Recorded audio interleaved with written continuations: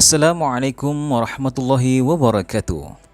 Terdapat banyak sekali keutamaan para sahabat Rasulullah Shallallahu Alaihi Wasallam.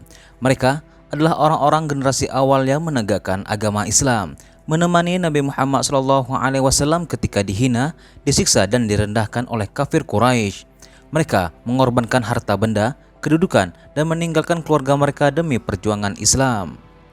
Saking mulianya kedudukan para sahabat, Allah Subhanahu wa Ta'ala menempatkan posisi mereka sebagai generasi terbaik dan dijanjikan surga di akhirat. Kendati telah berlalu ratusan tahun lampau, sebenarnya masih ada satu sahabat Rasulullah SAW yang masih hidup dan belum meninggal hingga sekarang. Siapakah dia? Berikut ulasannya. Namun sebelumnya jangan lupa untuk klik tombol subscribe dan lonceng notifikasi agar Anda selalu mendapatkan informasi terbaru dari kami.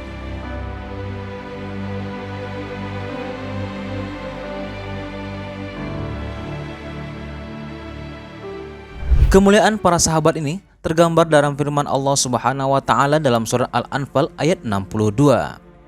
Dan jika mereka hendak menipu Muhammad, maka sesungguhnya cukuplah Allah menjadi pelindung bagimu. Dialah yang memberikan kekuatan kepadamu dengan pertolongannya dan dengan dukungan orang-orang mukmin. Kata orang-orang mukmin di ayat ini merujuk kepada para sahabat Rasulullah Shallallahu Alaihi Wasallam. Allah Subhanahu wa Ta'ala menjadikan mereka pendukung dan penopang dakwah Islam. Bahkan mereka rela mengorbankan nyawa demi tegaknya kalimat Allah Subhanahu wa Ta'ala. Lantas, siapa itu sahabat Rasulullah? Secara definitif, sahabat Nabi Muhammad SAW adalah orang yang pernah berjumpa dengan Nabi SAW dalam keadaan beriman kepadanya, serta meninggal dalam keadaan Islam. Sebagaimana dikutip dari kitab Al-Sahabah fi Tamyiz As-Sahabah yang ditulis oleh Ibnu Hajar Al-Asqalani. Berdasarkan definisi ini, terdapat 3 kategori seseorang dapat dianggap sebagai sahabat Nabi Muhammad SAW. Pertama, orang itu harus pernah berjumpa dengan Nabi Muhammad SAW secara nyata, minimal sekali seumur hidupnya.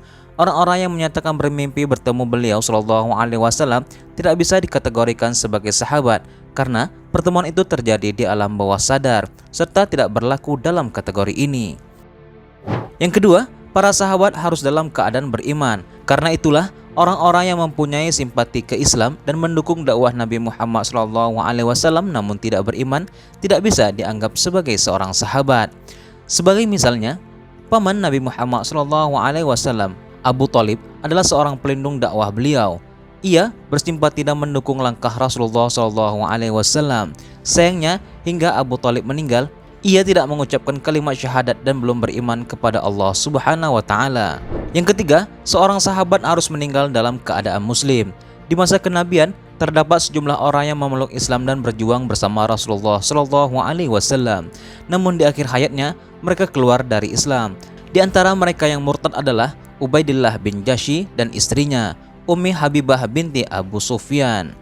Keduanya merupakan bagian dari orang-orang yang memeluk Islam di periode Mekah dan berhijrah ke Habasyah atau Ethiopia. Sayangnya, sesampainya di Habasyah, keduanya malah berpindah keyakinan dan memeluk agama Nasrani. Kendati pernah berjuang bersama Nabi Muhammad SAW, namun karena murtad dan meninggal dalam keadaan kafir, maka mereka tidak bisa disebut sebagai sahabat Nabi Muhammad SAW. Berdasarkan definisi sahabat ini, terdapat seorang mukmin mulia yang bisa dikategorikan sebagai sahabat Nabi Muhammad SAW, yaitu Nabi Isa alaihissalam. Sebab Nabi Isa pernah bertemu Rasulullah SAW di peristiwa Isra dan Mi'raj dan belum meninggal sampai sekarang. Ketika diangkat ke langit dalam keadaan Isra dan Mi'raj, Rasulullah SAW bertemu dengan para nabi sebelum beliau. Kemudian para nabi dan rasul itu juga menjadi makmum ketika Rasulullah SAW mengimami sholat 2 rakaat. Selanjutnya, ketika malaikat Jibril mengajak Rasulullah SAW mengunjungi surga, beliau SAW juga berjumpa langsung dengan Nabi Isa alaihissalam. Hal ini tergambarkan dalam hadis riwayat Abdullah bin Abbas. Ia bercerita mengenai kisah Isra dan Mi'raj. Malam saat Nabi Muhammad SAW Isra, beliau diajak malaikat Jibril memasuki surga. Beliau mendengar ada suara di sampingnya. Nabi SAW bertanya, "Hai Jibril, apa itu?" "Itu adalah Bilal sang muazin," jawab Jibril. Nabi SAW bersabda di tengah khalayak, "Sesungguhnya beruntunglah Bilal, aku melihatnya demikian dan demikian. Ibnu Abbas melanjutkan, kemudian beliau berjumpa dengan Nabi Musa alaihissalam. Musa menyambut beliau dengan gembira. Ia berkata, "Selamat datang wahai Nabi yang buta huruf." Kata Ibnu Abbas, Musa adalah seorang yang sedang tingginya, rambutnya lurus terurai hingga kedua telinganya atau di atasnya. Nabi SAW bertanya, "Siapa ini hai Jibril?" "Ini adalah Musa alaihissalam," jawab Jibril. Ibnu Abbas melanjutkan, beliau berlalu, kemudian berjumpa dengan Nabi Isa. Nabi Isa alaihissalam menyambut beliau dengan gembira. Nabi bertanya, "Siapa ini Jibril?" Jibril pun menjawab, "Ini Isa." Kemudian beliau berlalu. Beliau berjumpa dengan orang tua yang berwibawa. Ia menyambut Nabi dengan gembira, mengucapkan salam kepadanya, dan mereka semua mengucapkan salam padanya. Nabi SAW bertanya, "Siapa ini Jibril?" Jibril menjawab, "Ini adalah ayahmu Ibrahim." Hadis riwayat Ahmad. Penyebutan julukan sahabat Rasulullah SAW atas Nabi Isa ini tertuang dalam kitab Tajri' Asma As-Sahabah yang ditulis oleh Imam Az-Zahabi.